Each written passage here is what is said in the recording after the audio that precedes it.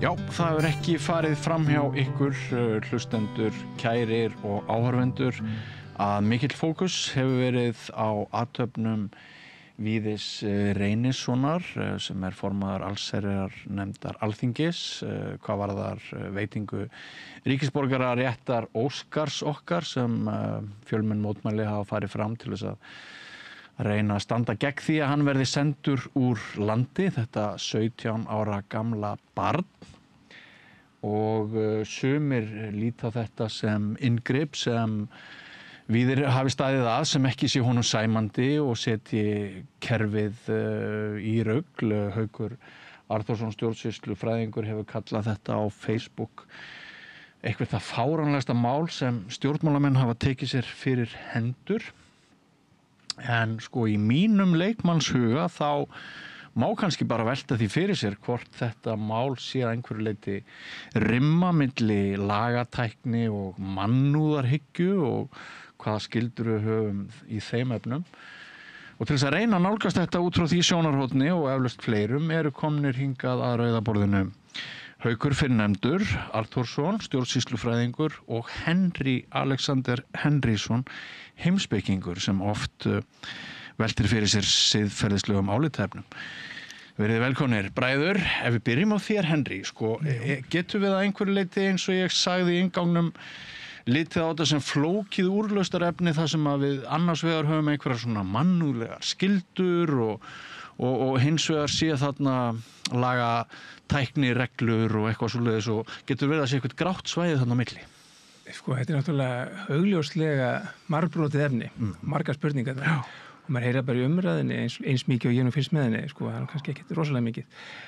Það er alltaf umræðefni sko, ríkisborgararéttinn sjálfan og það allt. Það er spurningu þetta sem ég kallað að hann sé sem sagt, hvað Víðir að gera, hvort að brjóta trúnað og annað. Já. Svo er það náttúrulega bara staða Óskars. Þetta er líka spurningu hvernig við vísum börnum úr landi, kostnaður, plús álag á þau, biðin og allt þetta. Þetta eru milljón spurningar þarna og maður þarf náttúrulega að fara í gegnum. Það er allar, ég held að það sé nú kannski ekki rétt að segja að þetta sé einhvers konar átök milli laga, tækni beint og mannúðar. Þetta eru bara ákveðin viðmiða, svona meginreglur að takast á. Já. Og það er ekkert óeðlilegt að þær geri það. Nei. Og ég heyri mikið talað svona, náttúrulega þetta eru jafnræðisreglur og fleira sem liggja á svona stjórnsýslu til grundvallar sem er mikilvægt að hafa í huga og það má ekkert bara einhvern veginn íta því til hliðar sem einhvers konar lagatækni eitthvað svoleiðis og þetta eru mikilvæga meginreglur sem við þurfum að hafa hann í huga. Já. En svo eru aðrar svona meginreglur sem við þurfum líka að hafa í huga og sem gera það verkum að ég hugsa að margir hafi mjög mikið skilning á því hvað Víðir að gera þarna og hann útskýri það, hann segir annars vegar að þá talar þennan kostnað við að fara, hann veit það náttúrulega hvernig staðir að svona brottflutningi og þannig að kostnaðurinn er eitt og svo er hitt náttúrulega álægið á barnið sem mun líklega að fá ríkisborgararétt eða góðu séns á því. Já. Og svo er náttúrulega búið að tala alltaf fram og aftur, ég fór aðeins yfir að því að við fengum nú sem betur fyrir þessu máli að sjá tölvupóstana, nákvæmlega hvað hann sagði og hver viðbröðum voru. Já. Og í raun og veru eru þetta ekki svona dæmi þar sem við höfum kannski séð ekki söguna og ekki bara frá Íslandi annars staðar þar sem ráðherra er að blanda sér inn í ákvörðunartöku einhvers konar stjórnvalds með fyrirskipunum. Það Víðir kannski ekki að krefjast neins, þetta er svona upplýsingagjöf. Og ég held að svona persónulega finnst mér þessu upplýsingagjöf alveg svona kannski auðvitað vissulega á einhverju gráu svæði en ég get sýnt inn í mikinn skilning og ég held að flesti geri það. Já, og þegar þú vísar til kostnaðar þá ertu að tala að ef við hefum þurft að senda Óskar út til þess að kalla hann svo aftur heim ef það er að koma ríkisborgararéttur þá er því fé illa varið. Illa varið, ég meina þetta er svona þarna við tvenns konar, þetta er bæði svona kannski sem mannúðlegi hluti, sko, álaga á barnið og svo er hitt sem kannski þeir sem vilja ekki hlusta á þessi mannúðlegu rök, þeir geta allavega fengið það rökin að beinharði peningar, að þetta er gríðarlega dýr framkvæmt og þannig að það er líklega ástæðan fyrir því að Víðir grípur þarna inni. En sko mér finnst að spurningarnir í þessu máli við getum alltins farið til Gaza að bara velta fyrir okkur hvaða skyldur við höfum til þess að bjarga mannslífum og hérna ég held að þessi fólk á Íslandi á kaffihúsum og götuhornum að ræða þetta mál í alls konar ljósi og margir segja ekki bara allt í lagi líka að brjóta stundum með reglurnar í þágu mannúðar og slíkra viðmiða. Getur þú sagt okkur svarið við þeirri spurningu? Já. Nei, þetta náttúrulega þetta matskent í hvert skipti. En ég myndi kannski segja að við erum alltaf, það sem talað eins og siðferðismál séu þannig að við höfum ekkert haldreipi og þetta sé bara einrödd á móti annarri og svo framvegis. En auðvitað það ekki þannig og það eru ákveðin svona fleti sem við getum alltaf haft í huga og þurfum að hafa svona fáum okkar svona siðferðilega haldreipi í. Ég hef stundum sagt til dæmis að svona hlutir eins og hugtök og fyrirbæri virðing einhver sem ég kalla stundum svona siðferðilega norður. Ef við þurfum að finna átt okkur á siðferðisáttavitunum þá svona byrjum við að reyna að sjá hvernig sýnum við fólki eða fyrirbærum virðingu og svo vinnum við okkur út úr því. Annað svona haldreipi finnst mér börn. Já. Það og lög túlka þetta alveg. Það eru svona, þar sem börn eru sem sagt annars vegar, þá held ég að það sé svona oft ástæða til þess að fara kannski að láta svona, siðferðisliðina kannski ráða. Trompa, það ákveðið svona siðferðistromp. Og þetta svona dæmi það, maður gerir þetta oft með nemendum svona, við erum að dregu fram ákveðna siðferðisklípur, það það sem svona meginreglu tókast á og maður finnur það alveg þegar börn koma inn í þessar klípur hversu verður auðveldara að leysa úr þeim. Já, það sem nefndi ég einmitt Gaza því að þar höfum við verið við morðið vitni að slátrun barna bara kerfisbundinu frá degi til dags. En Haukur, hvers vegna tekur þú svo stórt upp í því að kalla sem sagt inngrip Víðis Reynissonar formanns allsherjarnefndar bara eitt af fáránlegasta mál sem stjórnmálamenn hafa tekið sér fyrir hendur? Ég hef nú ekki fjallað þetta mál eins og þér að gera sem sagt nákvæmlega matið á því hvort Óskar á að fá ríkisborgararétt eða ekki. Nei. Ég gerir ráð fyrir að niðurstaðan sé rétt. En í það sem ég í rauninni að segja hún ekki réttilega fengin. Og mönnum þykir nú kannski miður af því að ákvörðunin mjög vinsæl. Mönnum þykir kannski mjög miður að það sé verða að velta upp einhverjum steinum svona og segja bara Haukur minn, þú ert nú dálítið kassalega í sambandi við stjórnskipun og stjórnsýslu. Já, stjórnarandstaðan nú meira og minna svona kassalega. Svona kassalega. En það sem ég vil segja áður en við förum út í kerfislegu hlutina og sem það alvarlega í þessu. Það að þetta gengur alveg þvert og þá uppbyggingu þjóðfélagsins sem við erum með. Þetta bara þetta hálfgerð villimennska. Og þá sem ég vildi segja mannúðin, ef við byrjum á henni, þá mannúðin falin í lögunum okkar og það ránd að það vanti mannúð í lögin frá Alþingi. Mannúðin felst alltaf í sanngjörnum reglum. Og ef þú lendir í því að vera tekin af lögreglu eða vera tekin af skattinum eða einhverju tollinum eða einhverju yfirvaldi sem hefur yfir það að segja, þá kemur ekki til mála að það sýna þér einhverja mildi af því að þú hefur verið á forsíðum miðla í nokkra vikur. Nei. Og vegna þess að almenningu segir það sína mannúðin felst í því að þú sætir sömu afgreiðslu og allir hinnir. Í því felst mannúðin og þessar jafnræðisreglur eru komnar allt frá frönsku byltingunni og svona þannig að það svona það sem ég myndi vilja byrja á. Já. Áður en förum í kerfin. Já. Og sýnist þér að við séum með reglur sem sannarlega hafi einhverju leyti verið brotnar í þessu ferli? Já, það hefur nú verið tölverð gagnrýni á það að reglur Útlendingastofnunar séu of stífar og undanþágu ákvæði séu lítið nýtt. En sem sagt mannúðin felst almennt í reglunum en ekki því að mann grátir sig út úr þeim. Nei. Maður hefur svona alveg velti fyrir sér að foreldrarnir eru í talsambandi við fjölmiðla. Þetta eru Það er ákveðin forréttindi í kringum þetta mál og það er ekkert endilega víst að þetta hefði orðið niðurstaðan ef kynning málsins hefði verið öðruvísi, að málið einhvern veginn öðruvísi vakst. Er það ekki rétt? Jú, og ég held að náttúrulega það sé alveg hárrétt sem Haukur segir að þetta er þessi jafnræðis hugmynd. Þetta er sú réttlætis hugmynd, alveg gríðarlega mikilvæg. Og það er alveg óþolandi að hugsa til þess jafnvel að ef við viljum ekki verið í samfélagi þar sem sá sem hefur raddir bakvið sig fær aðra meðferð heldur en hinn sko.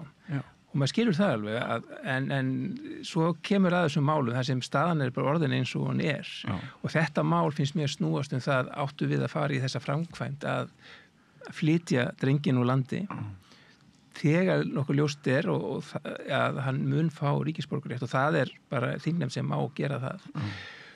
Þá finnst mér svona sko, þá erum við að tala um þetta inngripans víðis og þá finnst mér það að mörguleiti alveg verjandi. Út af þessum og mér finnst sko spurningin, hvernig getur þú svarað fyrir þetta inngripi, hvert er fyrirsvarið og mér finnst rökin sem hann hefur dregið fram og hvað nákvæmlega sagði hann sagði ekki sem sagt stjórnvaldinu fyrir verkum, það var upplýsingagjöf. Þegar maður les tölvupóstana þá er ekki þar sem maður segir að þið verðið að gera eitthvað eða ef þið gerir þetta ekki þá eða eitthvað svoleiðis. Þannig að það er ekki svoleiðis sem tölvupóstum en þeir eru upplýsingagjöf. En auðvitað er þetta, við hljótum að vera öll sammála um það að sko, við viljum ekki búa í samfélagi þar sem jafnræði er ekki sko, til staðar. Nei. Og ef við erum búin að búa til þannig kerfi þá erum við komin að hála ný sko. En sko, er þá eðlilegt að allavega hluta þjóðarinnar líði þannig að fólk er ánægt með niðurstöðuna en við erum hugsi yfir gangi mála. Man verður líka að hugsa til sko falls síðustu ríkisstjórnar. Sum þessara mála eru alveg gríðarlega viðkvæm. Og þarna var ríkisstjórnin mögulega í mjög þröngri stöðu og eitt fulltrúi hennar kannski er auðveldara fyrir óbreyttan þingmann að taka þetta álag og þetta högg heldur en þegar ráðherrar eru beint með puttana. Getur verið að sko ríkisstjórnin hafa einhverju leyti í pólitísku tilliti verið að aðhafast til þess að styrkja eigin stöðu? Það er eiginlega það sem er lykilatriði í þessu að við eigum ekki að koma okkur í þá aðstöðu að börn séu á mörkum þess að vera send úr landi. Af því að þá kom upp þessi mál að við sem sagt einhverjir bregða fæti fyrir niðurstöðuna, hvað sem við köllum það að breyta því sem er í gangi á einhvern hátt, stöðva einhver ferli sem er komið í gang og stíga inn í og allt þetta. Og sko þetta gerist vegna þess að samúðin með barninu er svo mikil að fólk sér að það er einhver rangindi í þessu. Haukur, geturðu sagt okkur hvort það eru rétt rök hjá meiri hlutunum á Alþingi að af því að barn er að ræða þá sé þetta ekkert óeðlilega afgreiðsla en hefði háttað öðruvísi til ef Óskar væri 1 ára eldri? Nei, ég get ekki svarað því. En það sem ég get sagt er það sem við vitum er að það voru 19 ungmenni í sömu stöðu hvort sem þau voru 17-18 ára sem fengu sömu afgreiðslu hjá útlendingastofnun, þau fengu höfnun hjá útlendingastofnun og þau fengu höfnun hjá úrskurðarnefnd. Þannig að það eru 19 einstaklingar sem eru á einhvern hátt samanburðarhæfir. Og það sem þeir eiga að gera, þeir eiga að kæra til dómstóla. Það er eina leiðin sem er eftir. Og það skrýtna við kerfið er það að Alþingi tekur að sér að verða einhvers konar áfrýjunardómstól. Og það allt í einu verður til einhver hjáleið fyrir þetta mál. Og þá erum við komið með tvöfalt kerfi. Við erum komið með útlendingastofnun, við erum komið með kæruleiðina til úrskurðarnefndarinnar og þær eru algjörlega bundnar af lögunum sem Alþingi hefur sett og verða að fara eftir þeim og fara nú ansið stíft eftir þeim svo, eins og að okkar álíti sko. En Hins vegar erum við með Alþingi sem hefur ríkisborgarréttin og það þessi hjáleið sem þetta tvöfalda kerfi sem þá búið að búa til. Þá hangir það yfir höfði framkvæmdavaldsins og þeirra stofnana sem raunverulega hafa vald til þess að fjalla þessi mál, að ef þau ger ekki eins og meirihlutin vill, ef þau ger ekki það sem einhver vinsældi meirihlutans í þjóðfélaginu eða eitthvað þaðan af ómálefnalegra sjónarmið, það verður bara tekið til grundvallar. Og þá erum við ekki lengur í réttarþjóðfélagi. Og við höfum auðvitað séð að Alþingi hefur í gegnum tíðina tekið ansi svona frjálslega ákvarðanir í sambandi við ríkisborgararétt. Það hefur verið að taka íþróttamenn og frækt fólk En í það vitnar Víðir einmitt. Hann segir einmitt við höfum haft pólitískt svigrúm til þess að taka pólitískar ákvarðanir inn á Alþingi og það talað einhver lítill undirhópur allsherjarnefndar þryggjamannahópur hafi verið að taka ákvarðanir sem að aldrei sé hægt að undanskilja pólitík. Hvað segir það? Já, ég segja að það útlendingalögin eru sett 2016 og þar með breytist þetta allt saman. Þar með getur ekki sagt að einhverja gamlar hefðir Bobby Fischer virki. Eigi við núna. Þú ert búin að setja upp ákveðin farveg fyrir málið og þú ert búin að búa til stjórnvald, þú ert búin að búa til kæruleiðina í framkvæmdavaldinu og eftir það hefur þetta vald Alþingis til að veita mann ríkisborgararétt í rauninni verið í algjöru uppnámi en Alþingi hefur ekki viljað sleppa því. Og það brýtur algjörlega á þrískiptingu ríkisvaldsins og á að vera hjá framkvæmdavaldinu og kæruleiðin til dómsvaldsins en Alþingi setur reglunar. Þannig að þetta mikill bastardur. Í raun og veru hef ég verið að segja að það sem nefndin gerir á Alþingi að hún bundin af stjórnsýslulegu sjónarmiðum, af stjórnsýslurétti vegna þess að málið þess eðlis. Þetta framkvæmdavalds ákvörðun að ákveða rétt og skyldur manna. Þannig að það framkvæmdavalds ákvörðun tekin á Alþingi af nefndinni og þá verður að þá allt í einu gilda hjá henni jafnræðisreglur og svona og þú getur ekki sagt áður fyrir vorum við með Bobby Fischer og íþróttahetjur og svona vegna þess að breytinglaga hefur átt sér stað og þau eru að framkvæma mál sem hjá framkvæmdavaldinu og svona. En það fleiri kerfislegar villur í þessu. Það sem sagt málið fer til útlendingastofnunar, kærunefndarinnar, fær höfnun báðum megin og að fara til dómstóla. En þá það Alþingi sem fer að haga sér eins og dómstól. Segir bara, ég eins og ákæruvald. Nei, ekki eins og ákæruvald, ég eins og sem sagt, eins og úrskurðar dómstól í þessu. Ég get bara gripið inn. Þar með dómsvaldi gert óþarft og það Alþingi bara grípur inn í þetta. Þannig að það alveg sama hvar þú lítur á þetta. Þetta allstaðar jafn skrítið. Og ég get átt mikið eftir að tala ef þú vill. Já, en ertu Haukur persónulega í höfði þínu ósáttur en í hjartaðinu sáttur? Já, við getum orðað það þannig, já. Henry? Já, þetta náttúrulega þessi tvö mál, Þetta Alþingi, hvað Alþingi aðhefst og hvað Alþingi getur gert og hvort að það sé réttlætanlegt eða ekki, eða hvort að það sé einhvers konar dálítið bastardur eins og Haukur var að lýsa og svo náttúrulega hvað Víðir gerði sem búin að vera málefni sem fólk búin að vera að ræða í vikunni og ég myndi bara til að vera alveg heiðarlegur, þá myndi ég segja ég hefði gert það sama Víðir. Ég hugsa ég hefði gert það, hefði ég verið hans sporum, vita í hvað niðurstöðu stendi og valið var, ég að láta drenginn gangi gegnum þetta sem ég veit að hann mun þurfa að koma aftur og að það þjáningar og ég veit ekki hvernig það fer einu sinni til hann kemur á götuna í Kólumbíu. Ég hefði gert það sama við þess. Og þá ætla ég að spyrja þig og þú hefðir gert það sama við þér ekki til þess að ekki vegna populisma eða í vonum að styrkja stöðu ríkisstjórnarinnar heldur? Nei, ég hugsa að sé ekki að vera eitthvað munnhöggast við Nei, þú verður að muna til hinum 18 Ég held að þetta hef ekki verið gert vegna vinsælda. Nei.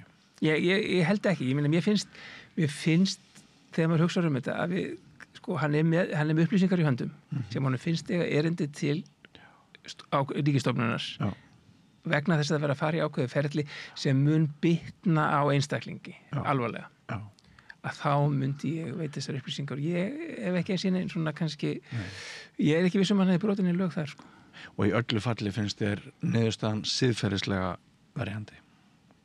Já, mér finnst sko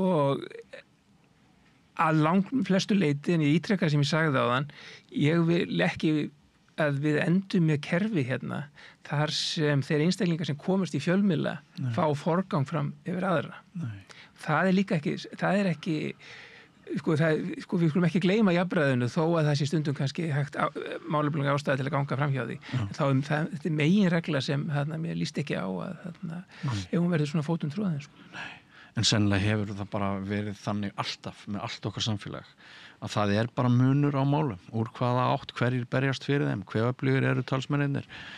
Já, en svo náttúrulega eru líka aðra málefnilega ástæður þarna með hvort að viðkomandi sé með heimili fólk sem vil gangi í foreldrastað og svo framvegis hvaða upplýsingar og gögn berast nefndin. Við vitum ekkert af þessum 19 eða hversu mörg sem þau voru. Við vitum ekkert hvernig gögn liggja að baki, þannig að það er ekkert víst þetta sé alls sambarlegt. Sko. Haukur, þú ert stjórnsýslufræðingur en ekki stjórnmálafræðingur, en svona í lokin, þetta mun væntanlega eða sérðu fyrir þér sko að þetta hafi einhver áhrif á fylgi ríkisstjórnarinnar af því að sko sumir vilja meina að pólitískar gjörðir séu oft í aðra röndina einhverju leyti teknar með. Ég hef nú, það vill nú þannig til að ég er doktor í stjórnmálafræði frá stjórnmálafræðideild Háskólans. Ekki stjórnsýslufræði? Jú, en mitt verkefni var stjórnsýslufræðilegs eðlis og ég tók master í stjórnsýslufræði og ég kallaði mig alltaf stjórnsýslufræðing en það var ekki byrjað að útskrifa stjórnsýslufræðinga fyrir löngu seinna. Ég skil. Svo ég má kalla mig doktor í stjórnmálafræði en ég svara ekki stjórnmálalegum spurningum en ég get sagt eitt sko. Við verðum öll að átta okkur á því að við erum í þjóðfélagi sem er svolítið eins og umferðin. Það gengur ekkert nema við förum eftir reglunum. Við getum svína pínlítið á reglunum, við getum svínaða á mönnum í agræna svíi og í öllu mögulegu, en við verðum í aðalatriðum að fara eftir reglunum til að þjóðfélagi virki. Það sem hefur gerst hérna og er breyting frá því sem var til dæmis þegar Jónas frá Hriflu var þegar hann var að blanda sér í ríkisstofnanir sem núna aðeins verið að gera í fleiri málum en þessu. Og það sem við höfum gert síðan er það að við höfum stigið skref lengra enn í þrískiptingu valdsins. Við höfum farið í miklu meiri valddreifingu. Við höfum tekið skipulega valdið af ráðherrum, sett það á sjálfstæða stofnanir, búið til sjálfstæða stofnanir sem hafa sjálfstætt úrskurðarvald og svo kærunefndir. Þannig að ráðherran kemur ekkert að málinu. Það eru fagmenn sem leysa málin alla leiðina. Þetta verður algengar og algengara. Og síðan hefur núna Daði Már talað að hann setja fagmenn í stjórnir stofnana, nefnda og ráða.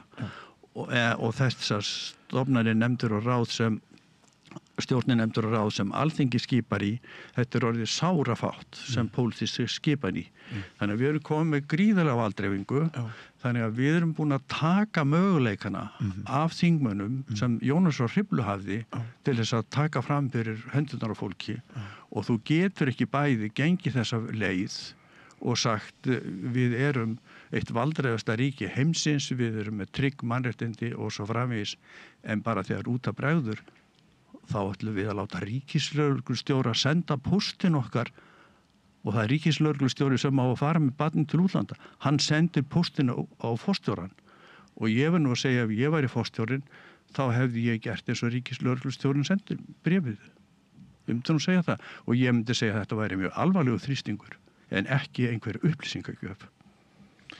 Síðustu orðin þín í þessu samhengi?